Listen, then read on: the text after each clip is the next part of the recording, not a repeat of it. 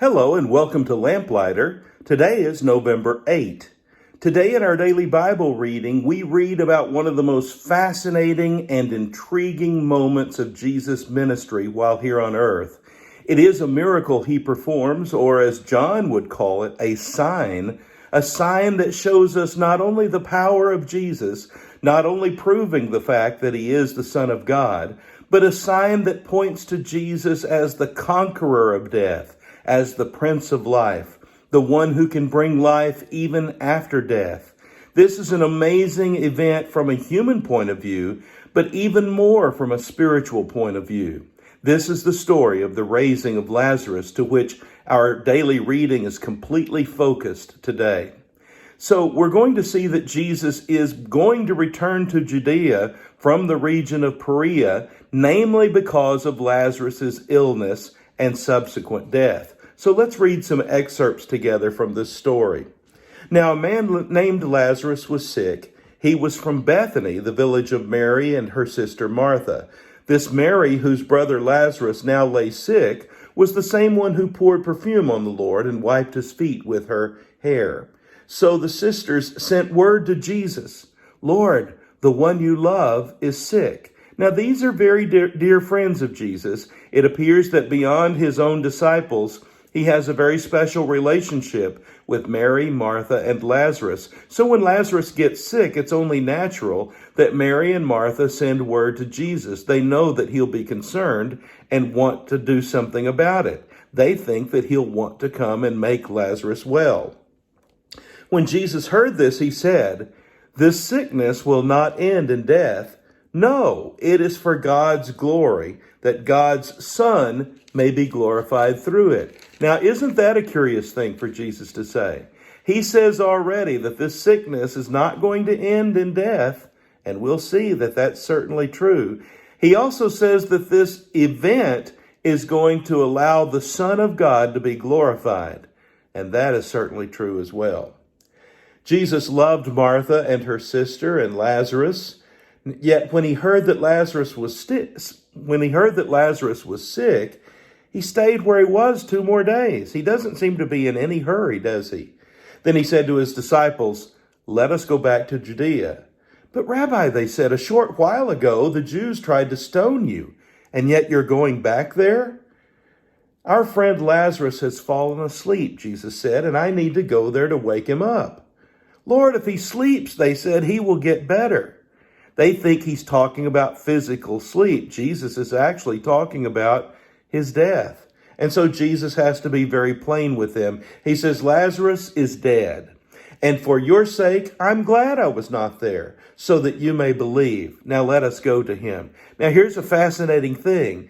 Jesus has a good friend who has died. He is telling his disciples that his good friend has died. And he says, "I'm glad I was not there."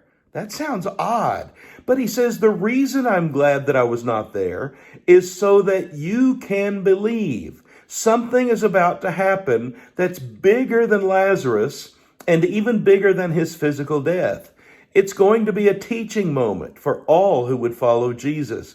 Now, I want you also to notice this little tidbit that's inserted here about Thomas. Remember, Thomas is the disciple we often give that description as the doubter. He is the one who doubts Jesus when the going gets tough. But I want you to notice Thomas here. It's Thomas, called Didymus, who says to the rest of the disciples, "Let us also go, that we may die with him." They feel like Jesus is walking to his death when he walks back into the area around Jerusalem. And Thomas says, it's a dangerous place for him to go. We've tried to discourage him from going, but if he goes, let's go with him and let's be prepared to die with him. That doesn't sound like a doubter at all to me. Let's move on. On his arrival, Jesus found that Lazarus had already been in the tomb 4 days. So again, Jesus was in no hurry. And not only did he not get there in time to see Lazarus before he died, but Lazarus has already been dead and buried for 4 days. When Martha heard that Jesus was coming, she went out to meet him, but Mary stayed at home. Lord, Martha said to Jesus, if you had been here, my brother would not have died. That's why they called for him. They believed that Jesus could have kept their brother from dying. And she said, Lord, if you had been here, my brother would not have died. But I know that even now God will give you whatever you ask. I want us to notice Martha's faith here. Jesus said to her, your brother will rise again. Martha answered, I know he will rise again in the resurrection of the last day. That's a pretty powerful faith statement. And Jesus says to her, I am the resurrection and the life. He who believes in me will live even though he dies, and whoever lives and believes in me will never die. Do you believe this? Now, we often give Peter credit for the great confession. This is a pretty great confession Martha makes right here. Yes, Lord, she told him, I believe that you are the Christ, the Son of God, who was to come into the world. She believes in Jesus. She believes that he is the resurrection and the life. So then Martha is going to go and tell Mary that Jesus is on the road on his way to their house. But when Mary hears this, she gets up quickly and goes to him just like Martha did. Now, Jesus had not yet entered the village, but was still at the place where Martha had met him. When the Jews who had been with Mary in the house comforting her noticed how quickly she got up and went out, they followed her, supposing she was going to the tomb to mourn there. So some people have surrounded Mary to comfort her, and wherever she goes, they want to be with her. When Mary reached the place where Jesus was and saw him, she fell at his feet, and she said, Lord, if you had been here, my brother would not have died. I find this fascinating, that Mary and Martha both say the very same thing upon greeting Jesus, though they didn't talk to one another. They both had the same idea. Jesus could have prevented this.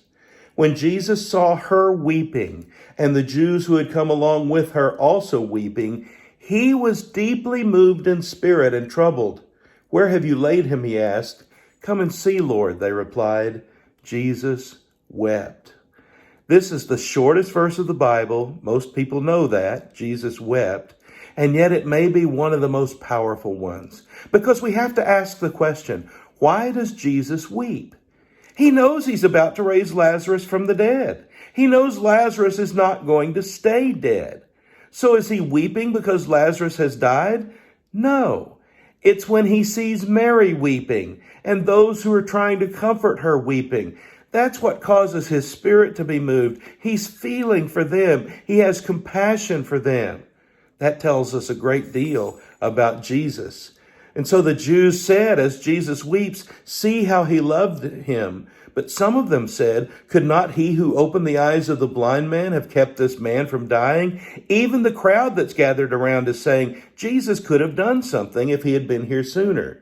Jesus, once more, deeply moved, came to the tomb, and he says, take away the stone. Now Martha, who seemed to have such great faith earlier, says, Lord, by this time there is a bad odor, for he has been there 4 days. Jesus says, did I not tell you that if you believed, you would see the glory of God?